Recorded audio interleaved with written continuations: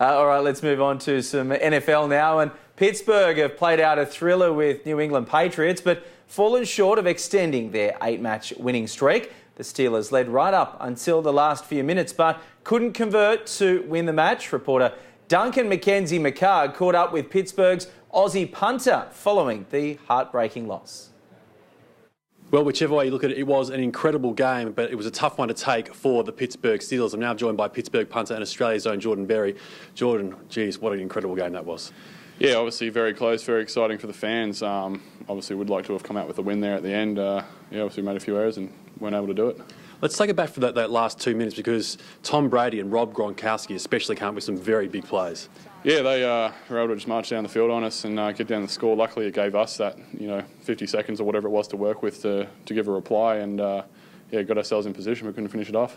What did you make of that 69-yard game from Juju Smith-Schuster? That was quite incredible, though, wasn't it? Yeah, I didn't see the first part of it. I was off working on the field goal holds, just getting a couple of reps in. But yeah, you look up and see him just hauling down the field. Obviously, pretty exciting, and we were disappointed that next player they ruled that incomplete. Yeah, and did you think it was a touchdown when Jesse James made that catch? Yeah, I'm actually not 100% clear on the rules, so personally I felt like he caught it and got in, but again, I'm not too sure of the lettering of the rules. I just know my special teams, that's about it. Yeah, the whole crowd thought it was a touchdown, though.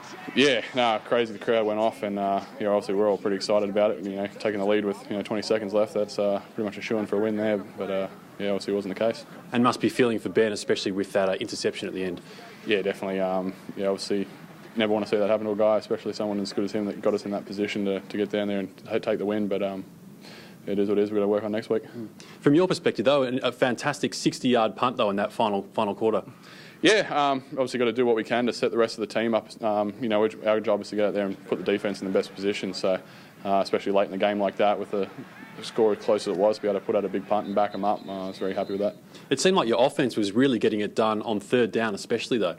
Yeah, the offence was doing pretty well tonight. They got through, sort of kept me off the field for most of the game. We had those two late in the fourth, which obviously we want to try and avoid, but for the rest of the game, we were doing quite well. And Le'Veon Bell, he leads the league in rushing yards. He was enormous again tonight, wasn't he? Oh, yeah, you can't underestimate his value. He's an absolute freak out there. His patience and just sitting there waiting for gaps to open up and exploding. It's just, you just don't really quite see that, especially in Australian sport, someone just as freakish of an athlete as he is. It was a really tough night on a number of fronts. One mainly because Antonio Brown, that calf injury, he was carried from the field. He was later taken to hospital. Just a horrible, horrible blow for you guys. Yeah, definitely.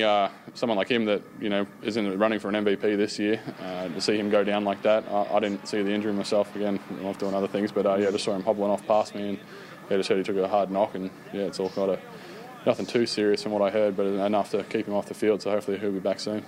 But an encouraging sign, a fantastic sign on the big screen. I'm not sure whether you saw this as well, but Ryan Shazier was out of his hospital bed and watching from the stands after spinal surgery. Fantastic to see. Yeah, definitely. I did see that one. They put him up there a couple of times, and it was a real big boost for the crowd and our team to see him up there doing well and being energetic and positive as he always is. It's definitely a big boost, and good to see him that he's able to get out of the hospital and come out and check the game out. It must have really lifted you and your teammates when you all saw that. Yeah, definitely. Yeah, really pumped us up, and especially for the crowd went off, because publicly they haven't really released too much information, so no one really knows what's going on with him. And to see him at the game, it was a massive, what do you call it, roar from the crowd. Yeah. And what are the key takeaways from that game? Because obviously it could have gone either way, couldn't it?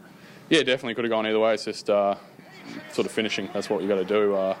Just every opportunity you get, you can't really let it slip, especially against a quality team like that. And I guess we'll probably see him again in the playoffs, and have to work on our skills then. Looking forward to a rematch in the AFC? Yeah, it should be exciting. I'm sure it'll be a blockbuster game. Yeah. Well, Jordan Berry, thanks very much for joining us here on Fox Sports News, and all the best for the rest of the season. Hopefully we see you in Super Bowl week. Yeah, definitely. That's the goal. So, just got to finish strong. Yeah.